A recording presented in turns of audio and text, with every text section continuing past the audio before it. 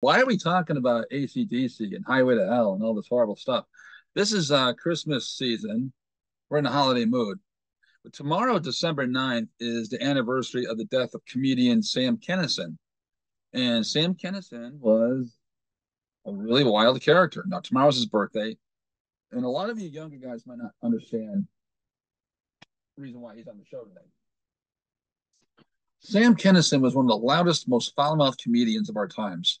And he died in 1991 in a car accident, of all things.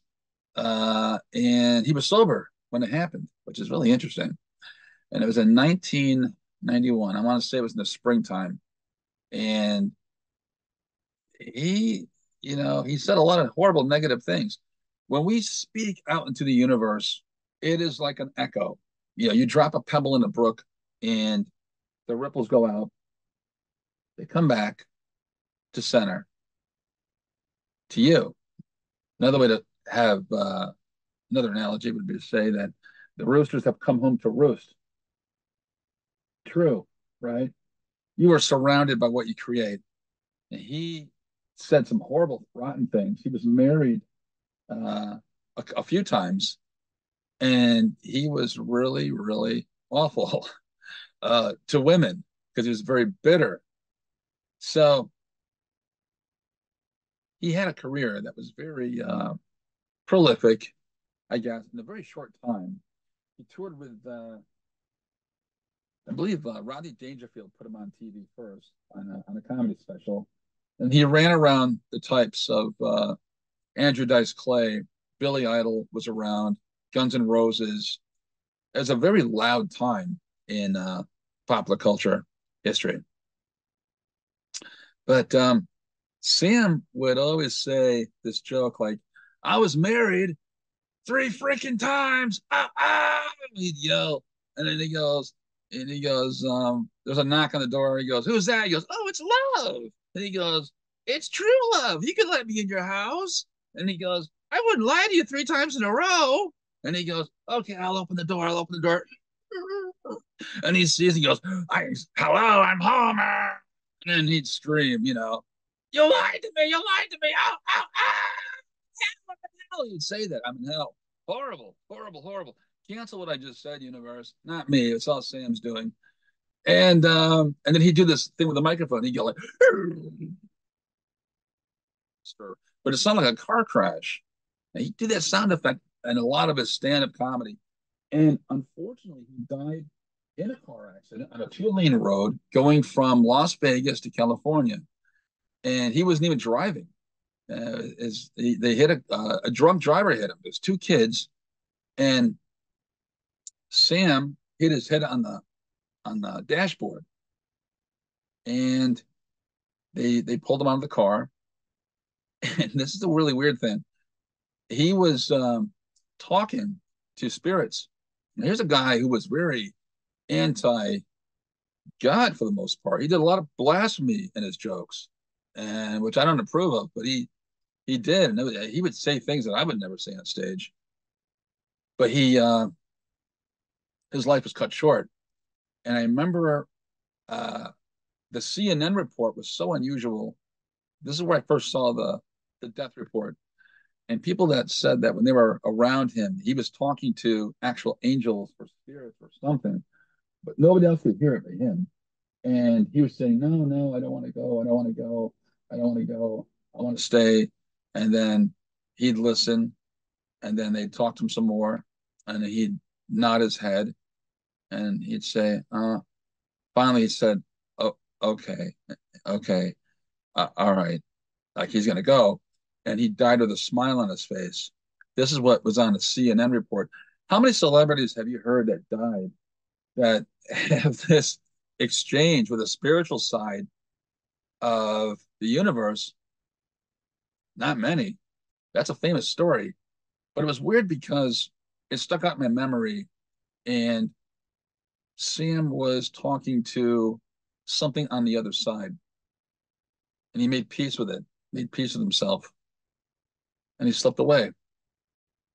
But it was interesting to me that throughout his career that he would actually have such loud verbal spoken word over himself, almost commanding the universe, you know, to do his bidding, to listen to him. I don't think he meant to cut his life short, but we must be careful how we guard our speech and how we talk, because this has a profound effect over the energy waves around us. The other day I was talking about horror films. Horror films are the same way. When you watch horror films or death shows or homicide shows or any of that stuff is going to kick off negative frequency vibes in your house, in your energy field, in your car, and the vehicles that you drive, and the you know it comes to a point where it's that vibration so low, you are susceptible to a lot of horrible, rotten events. I believe that's what happened to him. I wish there was more to be said on this subject, because there hasn't really been a lot said about it since. It's kind of like an isolated incident. Hollywood doesn't really talk about it much. And as a result, it's kind of forgotten about, because we're looking at American Idol, or we're looking at the next song by the next R&B auto tune sampling, or the next YouTube star, influencer, social influencer. We're looking at the next shiny object, instead of looking at the conditions that cause tragedy. Tragedy happens to those people too in entertainment. A lot of rap artists get killed. They get shot. A lot of social influencer people are they got very short shelf lives. A lot of these people, makes you want to stand up and think, and really watch how you protect yourself. If you care about your life, maybe you don't. Maybe you're just reckless. I don't know. But myself, I want to be around as long as possible. I want to speak longevity over myself. I want to speak positive things over myself. W. Clement Stone spoke positively over himself. He would say, I feel great today. I am encouraged today. I am the perfect embodiment of health and vigor today. I am refreshed. I am restored, and prosperity is coming my way. He would be talking this way to himself. When they asked him in an interview, how long do you think you're going to live? He said between 104 and 110. And he ended up living to be 100, 101, I think. And he was also the coach to Evel Knievel.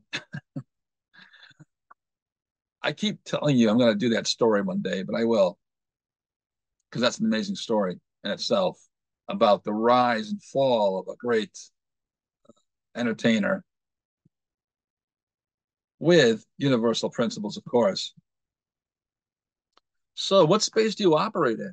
Do you operate in a positive space, or do you operate in a negative space? A couple of days ago, we talked about the four crowns, and I think that's really, really important. We talked about being in full presence, being communion with each other, talk about the good things in life, talk about the Lord, positive, universal truths to each other. Love and empathy, taking the time to have a conversation with someone who might be lonely. You could be checking out in the store. You could be out shopping and taking the time just to talk to random people. Give them encouragement. My fiance is very good at that. She's a beautiful person. She'll talk to anybody. You can learn from people like that. And having wisdom and oneness, knowing when to speak, knowing when not to, and knowing when to act for someone else's betterment is all about what I call the four crowns. That's living at the highest frequency possible. The guys like Sam Kinison, who are just chaotic in every way, operated in this space. There's about 30 different categories you could fall into on the high frequency category, or you can go low frequency. And we're looking at things like stress, disappointment, frustration. He was very frustrated. Addiction. He had a lot of addictions: drugs, alcohol, all kinds of stuff. He was fear, panic, obsession, hate. He had a lot of hate, a lot of rage, loss of function. I think he was depressed as opposed. Let me see. I'm trying to think. Uh, Overwhelmed, obsessed. But yeah, depressed. I want to say he was depressed because I heard stories from his friend Corey Feldman was a very good friend of his, and he had personal stories that he shared on the Howard Stern show, and I was really just sad. Sam lost his young brother to suicide. His father uh, kind of abandoned him when he was young, so he's very bitter about that. And he actually went into a Pentecostal preaching position. Didn't work out for him. Couldn't believe it, but that's a true story. And then he his personal life was just a disaster. I mean, I was reading about this and the cascading events that surrounded him because of his just the way he lived was, I believe he his bodyguard raped his wife, and the charges were dropped. I think that's one story I heard. There was another story that he Sam actually knocked up his opening act's wife or his girlfriend. He got her pregnant. Um, I don't know how that ended up. Uh, and he had a severe substance problem, cocaine. In fact, on some of the live albums, you can hear him snorting, trying to like sniffle. You know, it got picked up on the microphone. And he wasn't meant for long success. He was only here for the ride. He was here for the party. And it ended really quickly for him. And that whole era changed. After the 90s, there was, music shifted from the loud hair, the loud long hair, heavy metal sound to the alternative Nirvana grunge sound took over. Entertainment changed quite a bit. Also, I think it was a lot of different interest groups changed. They put their protest in about the kind of jokes that were being said. You know, Sam was saying like against the gay community, but I was really, really against them. He had no filter over his mouth. He would just offend anybody and everybody. But I look at him because he's really a textbook example of what not to do in his lifetime. And he should still be here today because he was fairly young when he died. I believe he was 33 years old when he died. So anyway, that's the story about Sam Kinison. I think it's a really cautionary tale. And I'm just saying to really watch what we speak over ourselves and take note of the space that you operate in. I don't want to operate in that space. I want to operate at a higher frequency level. That's the reason why we're doing the show. And I want to share these techniques here with you. You know, when we call things out to the universe, it's really interesting on a quantum field because what happens is we're not stable beings. We're kind of like transmitters. We're made out of molecules and atoms, but we're not super dense in the sense that when you put a atom under a microscope, we can never get the full effect of that atom because it's always spinning. The protons and the neutrons, part of it will disappear, or we don't know where it goes to. Scientists can't figure it out. So sometimes it's stable and sometimes it's not.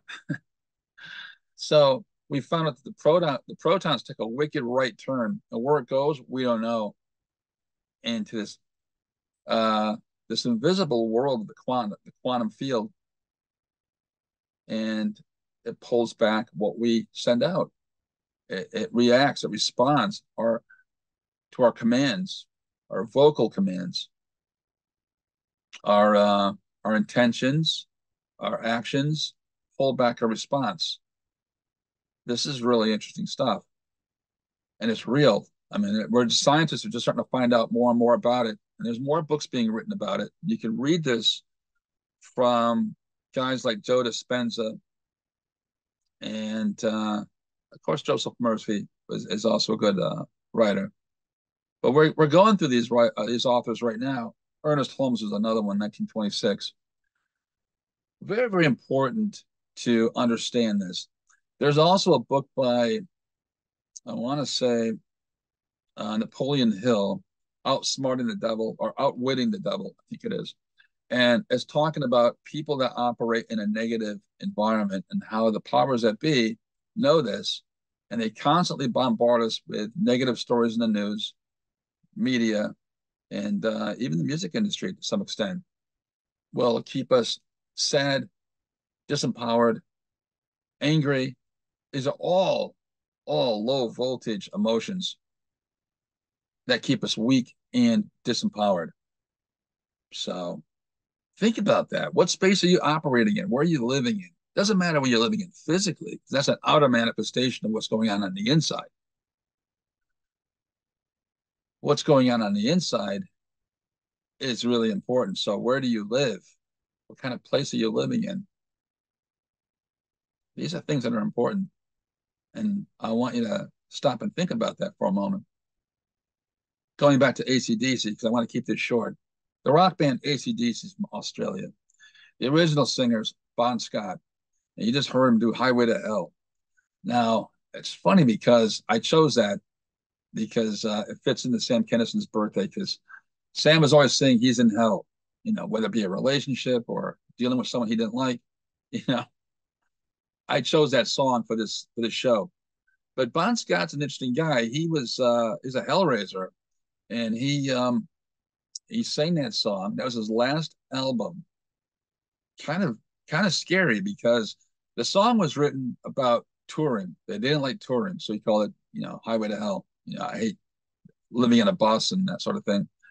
But the thing was about Highway to Hell was there's a part in the song where Bon Scott yells out, "Mama, I'm coming home." I know, and he's loud and he's talking to the universe, and he did. He died like 6 months after it was released. They found him dead in a car from alcohol poisoning, and he froze to death in a car after singing Highway to Hell. Think about it. That was like his coffin. Pretty morbid, but that's what happened. And you know, the next album came out. What was it?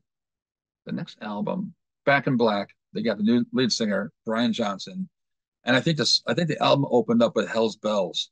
You know, Hell's Bells. Now, what a great bunch of guys.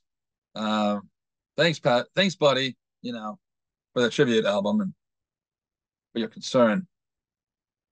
But that is what happened there. Bond had a lot of addiction problems too, a lot of drugs and alcohol, and just he lived a fast, wild life. They asked him one time, "What are you? Are you AC? Are you DC?" And he said, "I'm the lightning stripe in the middle," which is a pretty funny answer. But he lived a very fast and furious life. Died way too early. I have other examples too. That's going to probably come up in the chorus. I don't have time to go into it right now, but there's a band called Old Skull. It was the youngest punk band in history. You want to talk about generational curses and the spoken word and negativity. That is one miserable story that took place with the band members. There were kids, their parents, and so forth. Nothing but problems. I think they were around in 1989. We're going to probably explore that more in the chorus that's coming out, but want to keep it short for the show. Anyway, ending this on a positive note, we're going to the Christmas season. What are the positive words about, our energy field? What kind of words should we, be talking out loud? What emotions should we check in with? I mentioned the four crowns because those are so important to live your life at a high level so you avoid problems in the future. But more positive words is to, in the body, to have perfect health. So watch what you eat, watch what you put in your body, right? Also, flexibility, you got to move. You got to move. You can't be on the couch playing video games all day. You got to be outside, get some vitamin D, ground yourself, take your shoes off and plant your feet into the earth, right? Which you don't have time to go into right now, but we will go into this stuff on later episodes. We are electric beings living in the physical world, getting tuned into the earth, which frequencies on I believe it was like, was it 7 hertz? Uh, like a battery. Your feet are like batteries. You want to plug into the earth, release all the toxins and negativity in your body energetically. Get comfort and rest, get sleep, get off of pills and, you know, sleeping pills, and you take care of yourself. Where does this go for the senses? You're going to have more intuition. You're going to have more clairvoyance and a gut feeling, and you're going to have more grounded ability to discern who is good and who is not so good, and what kind of company you keep. Right? It's very, very important for this kind of thing. Emotion wise, you're going to have more joy, enthusiasm, desire, motivation, pleasure, and sincerity. Your thoughts are going to have more creativity, and you're going to stay away from blame and negative emotions. And you're going to have more receptivity and more openness, and you're not going to have boredom or impatience, which some of you suffer with. I'm never bored. I'm always learning. I'm always learning new things. That's the place to be. That's the place of creation. That's the place of the creation frequency. That's also the place where you step into the miracle mindset and you start to make things happen for yourself. And it's so important to understand these basic principles, because that's what drives you into higher levels of success, happiness, and peace of mind, which no drug can give you long term. Enough stuff for now, probably. I could talk more and more, but I respect your time. Anyway, I am Ted Cantu. I'm an ex-art director from Chicago and New York City. I'm also a life coach with this Miracle Mindshift program. We got courses coming out. We got things that'll blow your mind. If you want to see some miracles happen in your life, watch on some of the other previous episodes.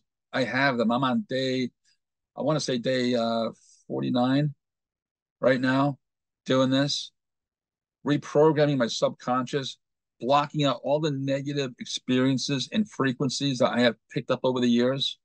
And I took out the trash, I took out the garbage, because now I want to climb over it, help other people, and get to a higher level myself. And that's what's happening. Really amazing stuff. Make sure, if you're a business owner, check out our business stuff too, because we got some really great insights on how to get leads and customers and that sort of thing. That's the other half of my company, which we call The Win. And you can always contact me at 248-277-6141. You can also find me online at tedcantu.com. My email is tedcantu@gmail.com. That's all we have for today. I want to thank you for listening, and I want you to stay positive, because I'll tell you what, we are living in a fallen world, but we have access to so many good things now in this world, thanks to the web and learning. Books, authors that we haven't heard from in 100 years are back in print. It really is an amazing time to be alive. So if you have any questions at all, please reach out and contact me directly. And remember, if I can overcome my problems, you can too, right? So I want to thank you for watching. Until the next time, see you online.